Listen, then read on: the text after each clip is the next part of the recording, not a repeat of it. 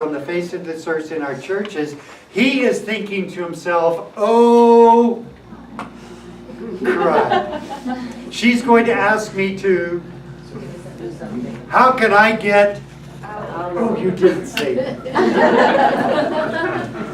How can I get out of this? And then if Alex is like me, he's going to say, well, Janet, I'll have to check to see if I am available. Am I right? Am I right? How do I say this polite? When I am invited to serve the King of Kings, the Lord of Lords, the one who died for my sins, and my response is, oh crud, how am I going to get out of this? I'm not a disciple.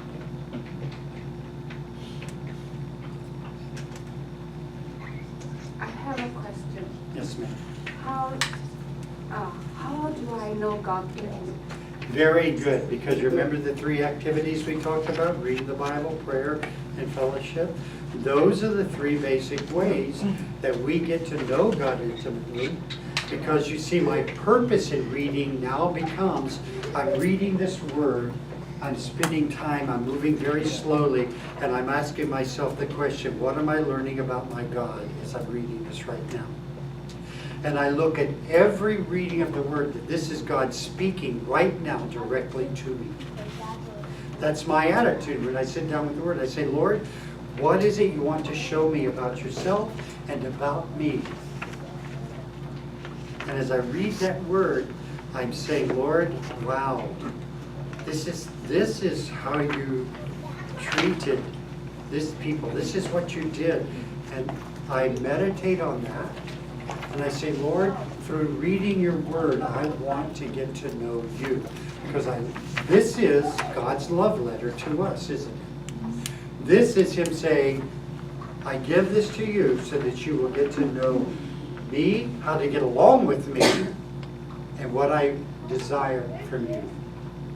And you see, when I spend the time in the word, and I'm being honest, because you know what? Getting to know someone intimately means you have to be honest with you, don't you?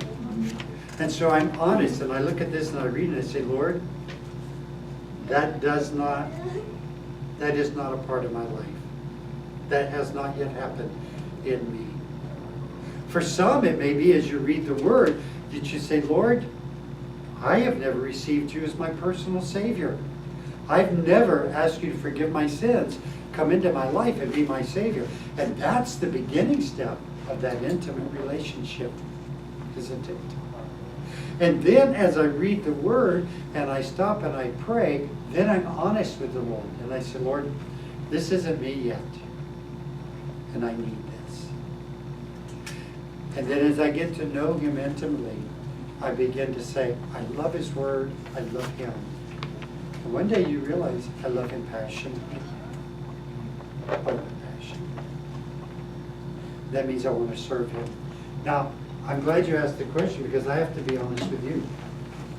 10 years ago, I was sitting at my desk. And it was like the Lord said, Dick Kreider, you've been serving me your whole life and you're not a disciple. And the Lord and I had a little head-to-head there. And I said, Lord, what do you mean I'm not a disciple? I've done all of these activities. And here's what the Lord said to me. He said, Dick, the reason I know you're not a disciple is because when Stan Romano, now Stan Romano is head of men's ministries at the church we're in. So when Stan Romano calls your name after church, your response is, oh crud, he's going to ask me to do something in men's ministry. And the Lord said, and every time he asks you, Dick, you tell Stan, I'll have to check my calendar to see if I'm available. And the Lord said, your heart does not beat to serve me selflessly. And he said, the reason your heart does not beat to serve me selflessly is because there are things on your calendar that you love more than me. He said, there's a car in your garage that sometimes I think you love more than me. Yeah.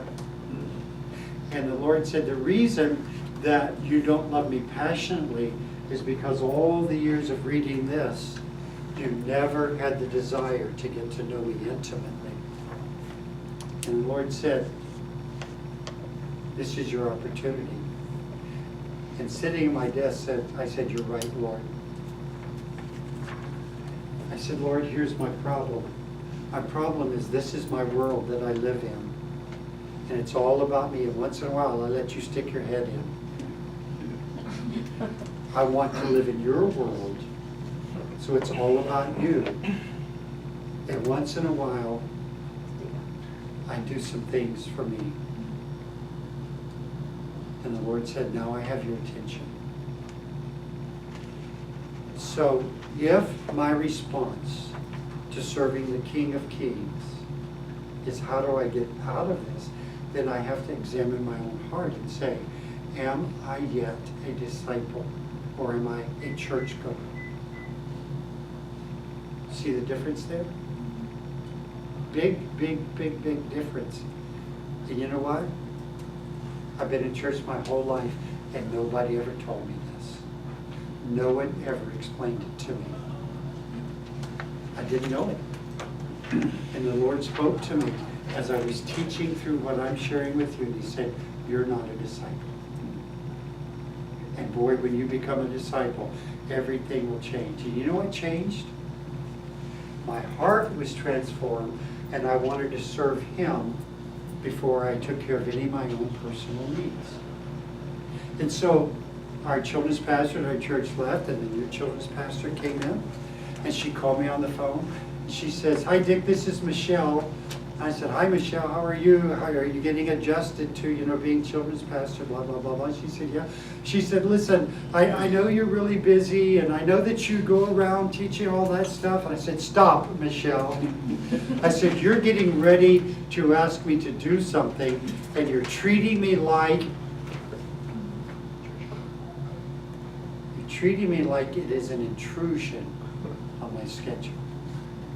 I said, please don't ever treat me that way again. When you have something that you want me to do in ministry to children, you call me on the phone. You say, Dick, you're good at this, and I need you to do it with the expectation that I'm going to say yes. Please don't treat me this way ever again, Michelle.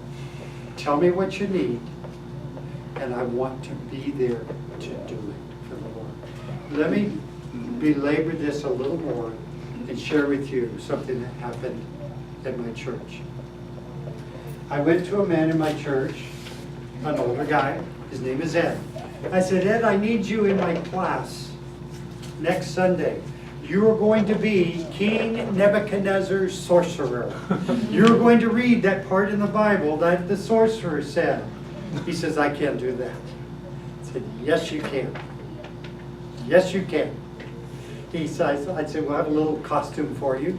So you be at the back door of the room at a certain time. And I said, here's your script. And we put the costume on, and Ed came in like this in front of a group of 4th and 5th graders.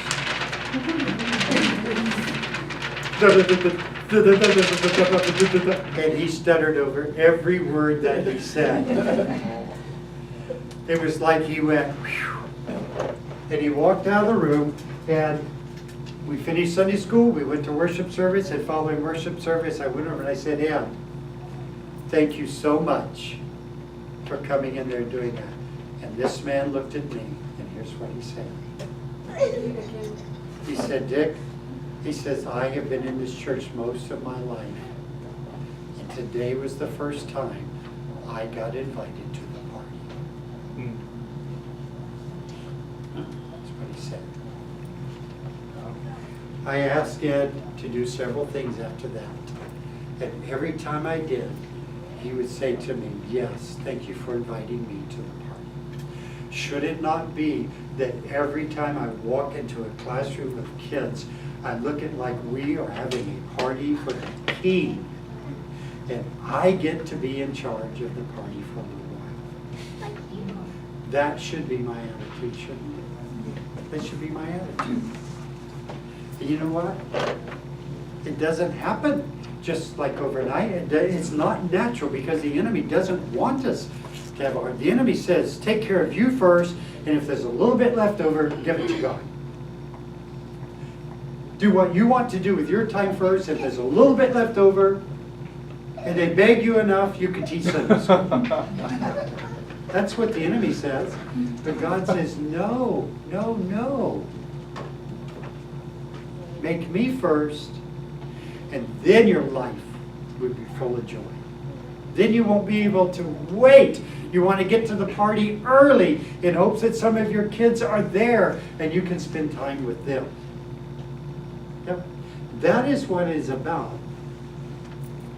in making disciples. So we're going to take a break in just a moment, and I'm going to leave you with a question.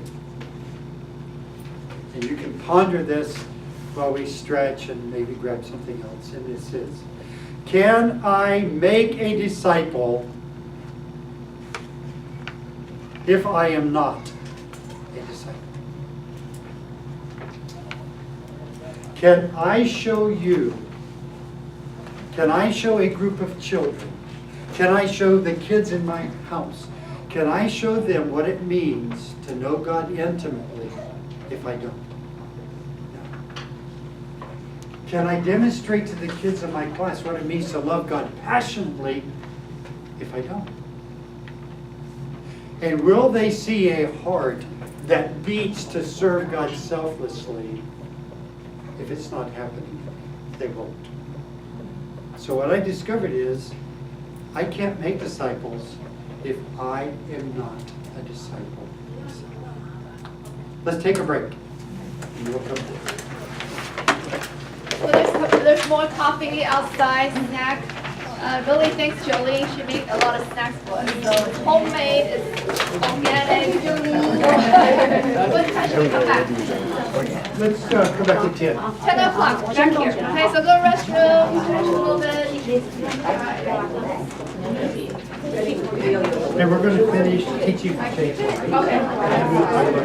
Okay. Snack.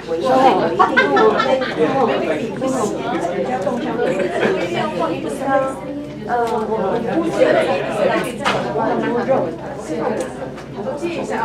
are you, Alex?